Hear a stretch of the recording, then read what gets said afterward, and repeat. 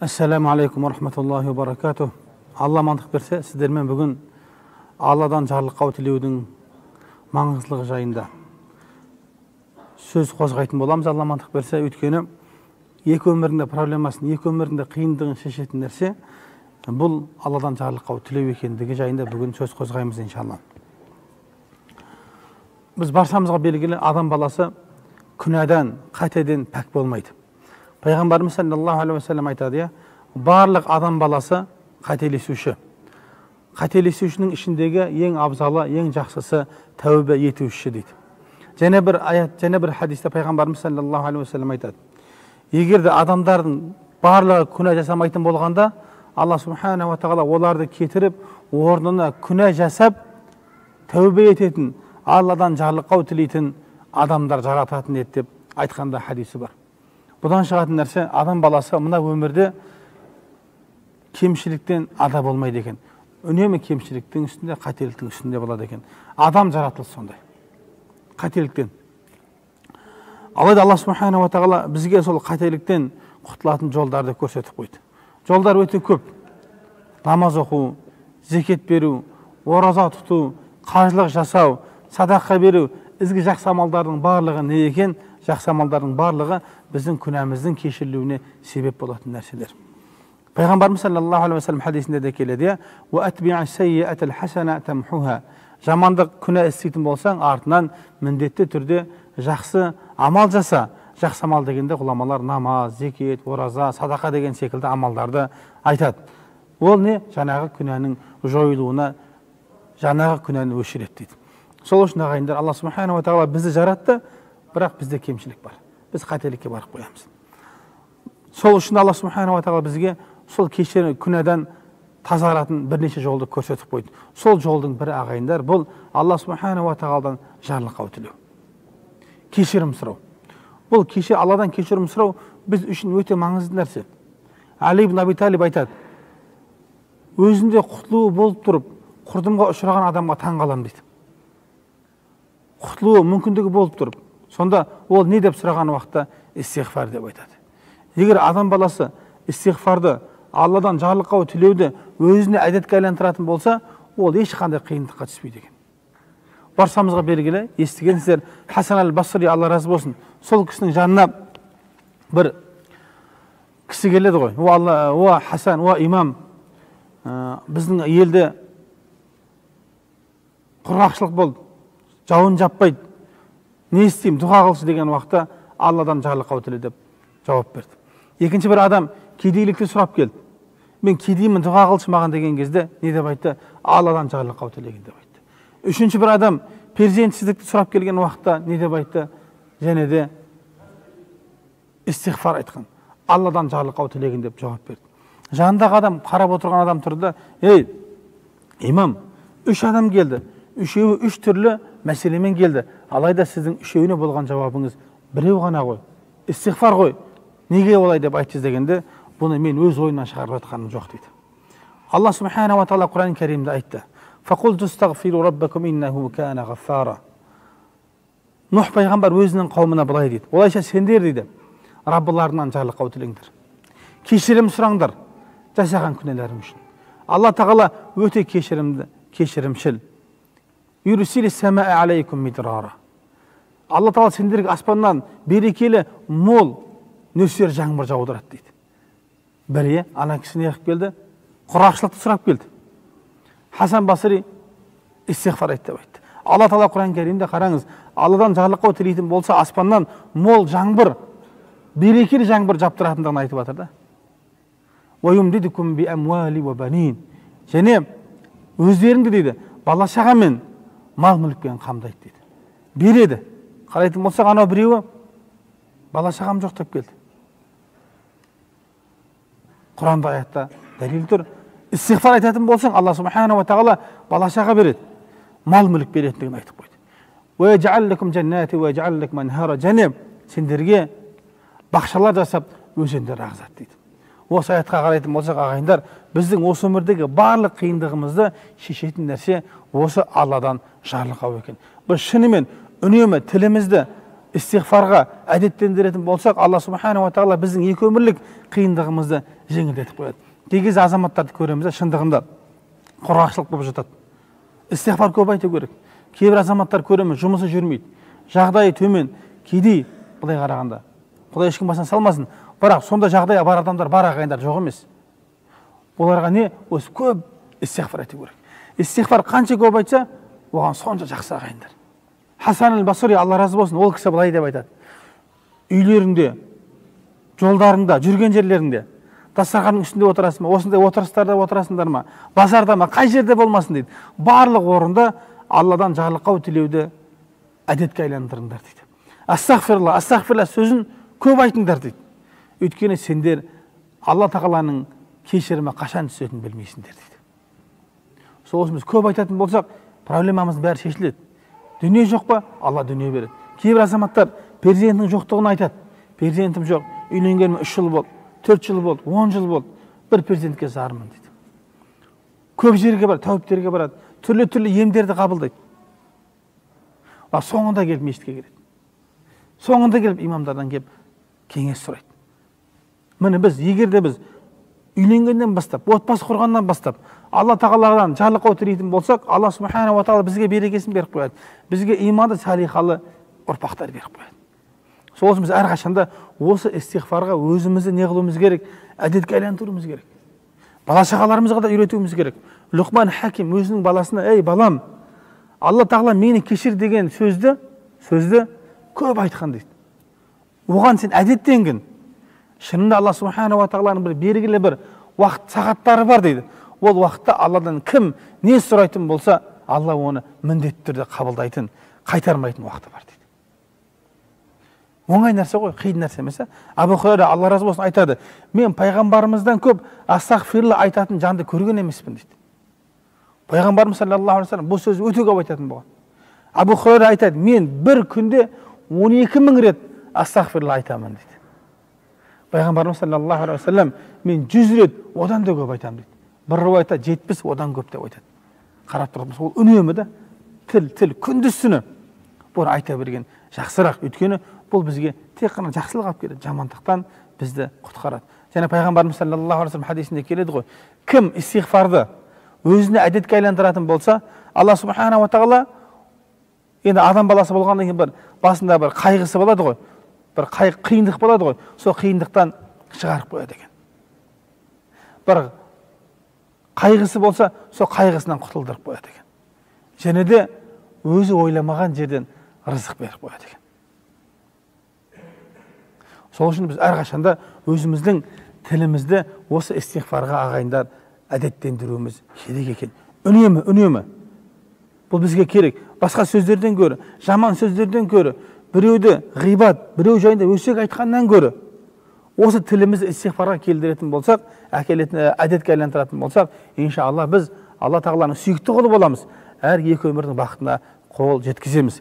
Енді шынайы истихфар қалай айтамыз? Истихфардың айту жолы ең алдымен жаңағы істеп жатқан ісімізді, күнә ісімізді тастаймыз. Сөйлеп жатқан сөзіміз, ғибат, біреу жамандау болса, оны түгелдей тастаймыз. Және шын ықыласымызбен, тілімізбен айтуымыз керек. Астағфирулла, астағфирулла, астағфирулла деп, бірақ ол жүректе болмаса, жаңағы іс тастамайтын болсақ, онда бұл шынайы истихфар болмайды деген ағайындар. Шынайы истихфар болу үшін тілмен айттың ба, оны шын ықыласыңмен айтуың керек. Және де жаңағы істеп жатқан іс әрекетіңді, немесе сөйлеген сөзіңді қайтадан істемеуің керек екен ағайындар. Шынайы истихфар деген осы. Біз осындай истихфар айтатын болсақ, кей кезде адамдар айтуы мүмкін ғой: "Мен истихфар күніге айтам." Адамдар келгенде истихфар айт, Құдайдан кешірім сұра, дұға қыл деп айтсаң, "Мен бәрін істеймін", болмайды дейді. Жоқ, болмайды емес. Ол міндетті түрде болады. Алла субханала тағала ізге құлдарының жасаған ізгі амалдарын босқа кетірмейді. Сен дұға қылдың ба, Алладан жарлықау тіледің ба, ол міндетті түрде саған пайдасын келтіреді. Бұл өмірде келтірмесе, қияметтің қиындығынан сені құтқарады. Міне сол үшін біз үміт үзбеуіміз керек. Алла Тағала Құран Керимде: "Ла тақнату мин рахматиллах, инналлаха яғфиру зунуба жамиа" дейді. Алланың мейірімінен күдер үзбеңдер, үміт үзбеңдер дейді. Шынында Алла субханала тағала барлық күнәларды кешіреді дейді. Сол үшін біз қай бір ісімізді істеген уақытта біз үмітсіздікке бармауымыз керек. Үмітсіздік бұл шайтаннан. Сол үшін біз Алла тағалаға, мысалы үшін сынақ қой, бұл өмір сынақ. Сол үшін осы жақсы амалымызды біз көп-көп айтуымыз керек. Өйткені Алла субханала ва тағала Құран кәрімде айтып жатыр да: «Уастағфируллах, инналлаха ғафурур рахим» дейді. Алладан жарлыққа өтіліңдер. Шынында Алла тағала мейірімді, әрі күнәларды кешіруші дейді. Күнәларды кешіруші. Қарайықшы. Және бір аятта келеді: وَمَنْ يَعْمَلْ سُوءًا أَوْ يَظْلِمْ نَفْسَهُ ثُمَّ يَسْتَغْفِرِ اللَّهَ يَجِدِ اللَّهَ غَفُورًا رَحِيمًا дейді. Қандай Алла тағала ұлы, иә? Егер бір адам бір күнә істеп қойса, бір жамандық істеп қоятын болса, немесе өзіне бір зұлымдық жасайтын болса, өзіне бір қиянат жасайтын болса, кейін барып Алла тағаладан жарлыққа өтілейтін болса, Алла тағаланы кешірімді, мейірімді халде табады дейді. Алла оның күнәсін кешіреді. Алла тағала бізге айтып жатқан сөзі ғой: ей құлдарым, дұға қылыңдар, жарлыққа өтіліңдер, міндетті түрде кешірем деген сөзді. Егер бізге үлкен бір адам келіп, бауырым, мысалы айтатын болса да, Астанада қалақарың шашыр, өзім жауап берем десе да, мүмкіндігі бар адамдар, сен ешкімнен қорықпайсың ғой. Сол секілді Алла субхана ва тағала өзі айтып жатыр да: егер пендем қателік жасап, кейін тәубе қылатын болса, жарлыққа өтілейтін болса, мен оның күнәсін кешіремін, мен мейірімдімін, мен күнәларды кешірушімін деп айтып жатыр. Сол үшін бізге керек нәрсені Алла тағала бізге айтып жатыр да: дұға қыл, кешірім сұра, кешірем деп жатыр. Сол үшін бізге қойылған нәрсені, сол Алла тағала бізге әмір еткен нәрсені орындау екен. Бірде Ибрахим ибн Хатиб деген кісі өзінің әкесінен жеткен риаятта былай дейді: бірде мешіттің бұрышынан бір дыбысты естідім, бір дауысты естідім. Тыңдап қарасам, о Алла тағалам, сен әмір еттің, мен итағат еттім, әміріңді қабылдадым, әміріңе бойсұндым. Қазір таң сәрінің уақыты, күнәларымды кешір деп айтып жатқан адамның дауысын естідім дейді. Алла тағалам, сен әмір еттің дейді. Уастағфирулла, әмір келіп жатыр. Мен итағат еттім, әміріңді қабыл еттім, орындадым деп жатыр. Қазір таң сәрінің уақыты, менің күнәмді кешір деп айтып жатыр екен дейді. Жақсылап қарасам, Абдулла ибн Мас'уд деген пайғамбарымыздың сахабасы екен. Сахаба, пайғамбарымыз саллаллаху алейхи ва саллям ол кісіге баға беріп кетті да. Кімде-кім Құранды қалай түссе солай оқысы келсе, Абдулла ибн Мас'удтың қирағатымен оқысын деп айтты. Талға мінген уақытта ол кісінің балтыры жіңішке еді. Арық еді ол кісі, салмағы аз адам еді. Сонда сахабалар балтырын көріп күледі, кішілігін көріп. Сонда пайғамбарымыз саллаллаху алейхи ва саллям оның балтырының кішілігін көріп, арықтығын көріп күлмеңдер дейді. Ол таразда ауыр дейді. Ол деген нәрсе, қияметте кім таразы ауыр болатын болса, ол жәннатта деген ағайындар. Пайғамбарымыз куәлік беріп кеткен сахабасы. Қараңыздар, жылап тұрып сол уақытта Алладан жарлыққа өтілейтін болған екен. Өйткені Алла тағала Құран кәрімде «Уабил асхарихум ястағфирун» дейді. Өзінің тақуадар құлдарын айтып жатқан уақытта олар таң сәріде Алла тағаладан жарлыққа өтіледі дейді. «Уал мустағфирина бил асхар» дейді. Олар таң сәріде Алладан жарлыққа өтіледі дейді. Бірде Нафи деген Ибн Умардың шәкірті бар, табиғи кісі. Сол кісі айтады: Ибн Умар дейді, түнімен намаз оқитын дейді. Түнімен намаз оқитын. Түннің бір уақытында: «Ей, Нафи» деп айтатын. Таң сәрі кірді ма деп сұрайтын дейді. Жоқ, мен кірген жоқ деп айтатынмын. Ол намазын қайттан жалғастырады. Кейін мен оған таң намазының кіргенін айтатын болсам, ол міндетті түрде намазын аяқтап, отырып, истиғфар жасап, таң намазы келгенге дейін Алладан дұға қылатын дейді. Қандай адамдар? Сахабалар, пайғамбарымыз саллаллаху алейхи ва саллям асхаби кан нуджум айюхума ихтадайтум деп айтып қойды. Менің сахабаларым аспандағы шоқжұлдыздар секілді. Қайсы бірін ұстасаңыздар да адаспайсыздар деп айтып қойды. Қайсы бір сахабадан жолын ұстанатын болсақ, біз адаспаймыз. Өйткені пайғамбарымыз саллаллаху алейхи ва саллям баға беріп кетті. Аспандағы шоқжұлдыздар сияқты әхлі сүнна сенімінде сахабалардың барлығы әділ.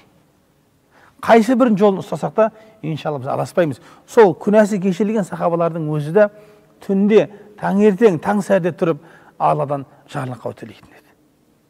Сол үшін ағайындар, жарлықау тілеу әлбетте бұл адамға оңай сияқты ғой.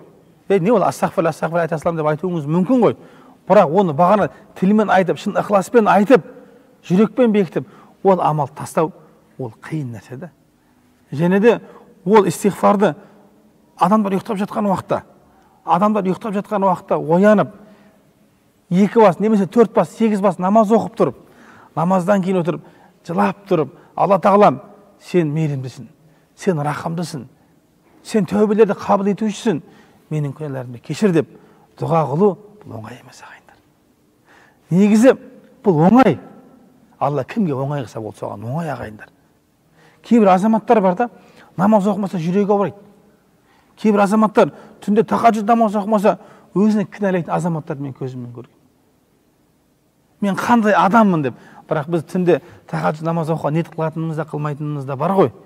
Енді тахаджуд намаздан кейін жалғастырып истиғфар айту, егер адам шын ықылас қылатын болса, өзінің сөзінде шынайылық танытатын болса, Алла субханала тағала ол адамға ол амалдарды жеңіл қылып қояды ағайындар.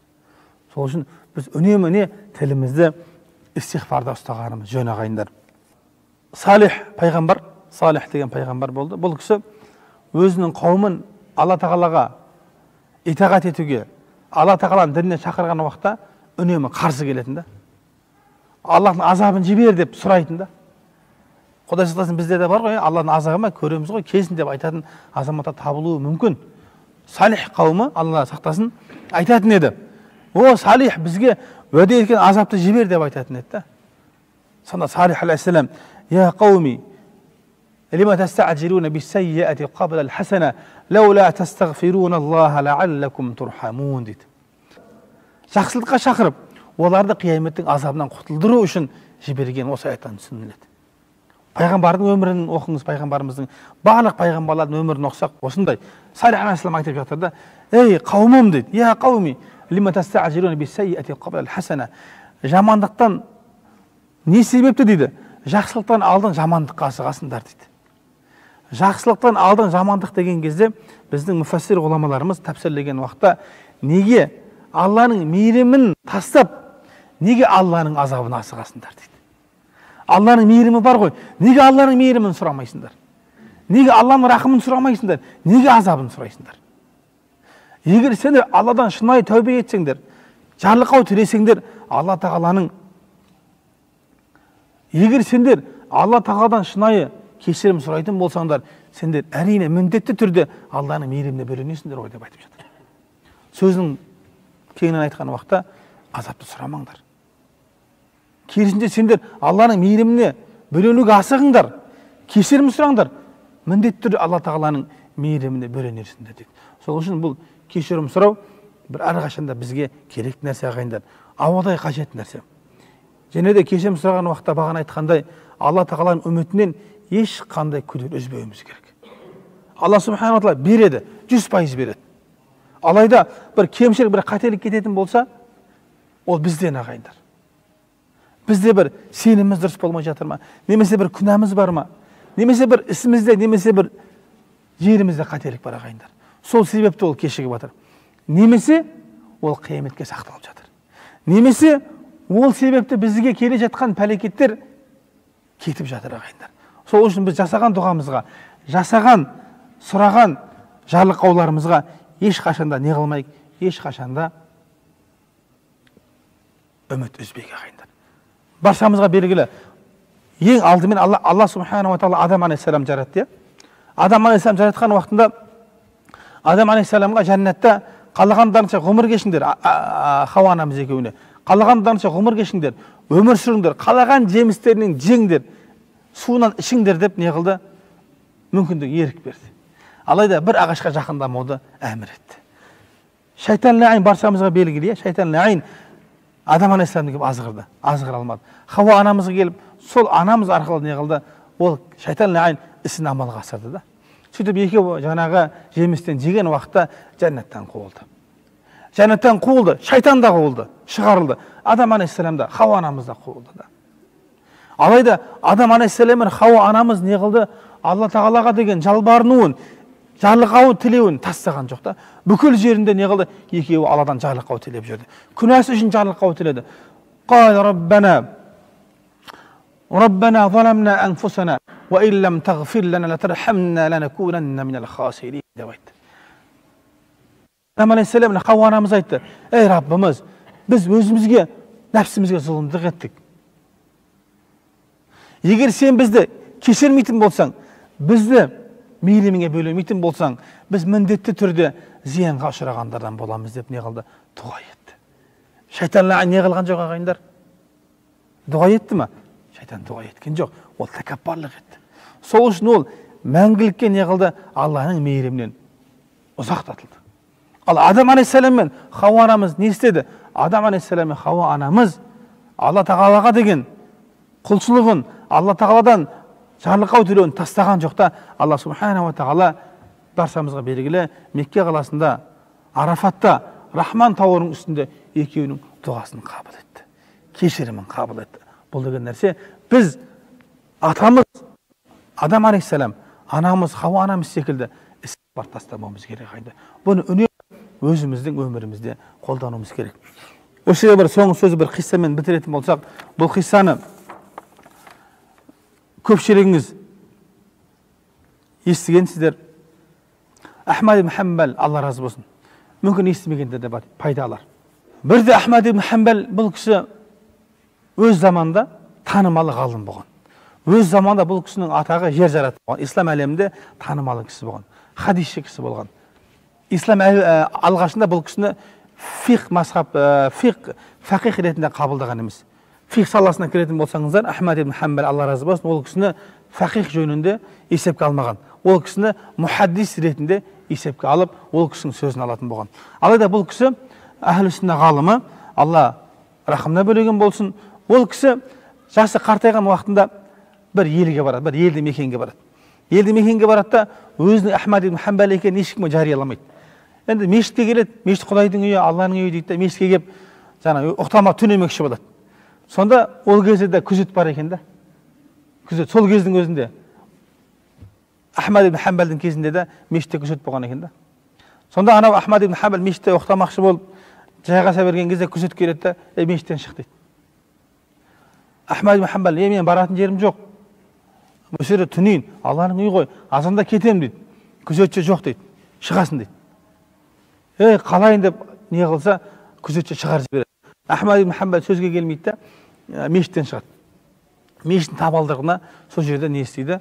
Сүйеніп отырып, сол жерде демалады. Демалып отырған уақытта күзетші есікті қолдайды да, Ахмад ибн Хамбалды көріп қалады. Ахмад ибн Хамбал отыр қараса, бірақ танымайды.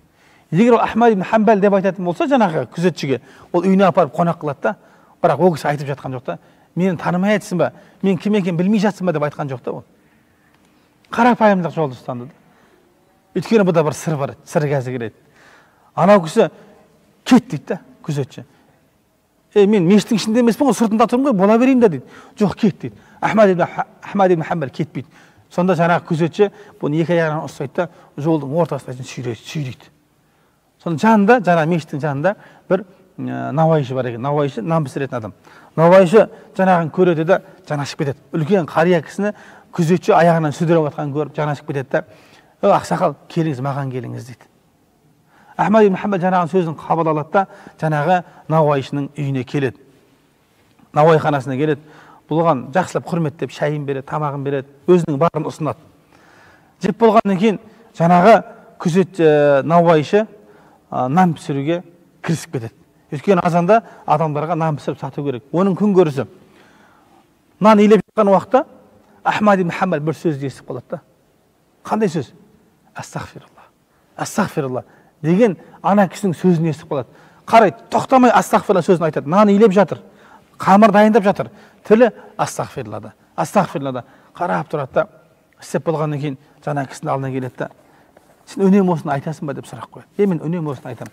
Өмірінде осыны әдетке айландырғандығын айтады да, Ахмад ибн Хамбал оның нәтижесін біле тұра сұрақ қояды. "Сен бұл сөзден не пайда таптың" дейді.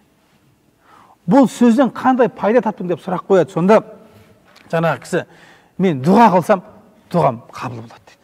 Дұғам қайтарылмайды дейді. Алайда бір дұғам қабыл болған жоқ дейді. Ол қандай дұға деген уақытта, мен Ахмад ибн Хамбал деген ғалым мұхаддис кісі бар, сол кісіні көруді армандаймын. Алла тағаладан сол кісіні көрсетуді мен үнемі сұраймын дейді. Осы дұғам ғана қабыл болған жоқ дейді. Сонда жаңа Ахмад ибн Хамбал тұрып, Аллаға қасам ішемін дейді. Алла субхана ва тағала сенің осы дұғаң үшін Ахмад ибн Хамбалды екі аяғын сүйреп, сенің есіңнің алдына әкеп қойды дейді. Алланың ұлылығы да бұл. Көріп жатсыздар ма? Сол үшін бұл жерде қиссада алынатын нәрселер дұғаның қабыл болуы ағайындар. Қараңызшы, мен қандай дұға қылатын болсам, Алла субхана ва тағала мен дұғамды қайтарған емес дейді. Сол үшін ағайындар, осы истиғфарды біз өзіміздің өмірімізге әрқашанда не істейік? Өзімізге әдетке айландырайық. Бала шағамызға үйретейік, ата-аналарымызға үйретейік, достарымызға үйретейік. Мына өмірде бақытты, хайырлы ғұмыр кешін.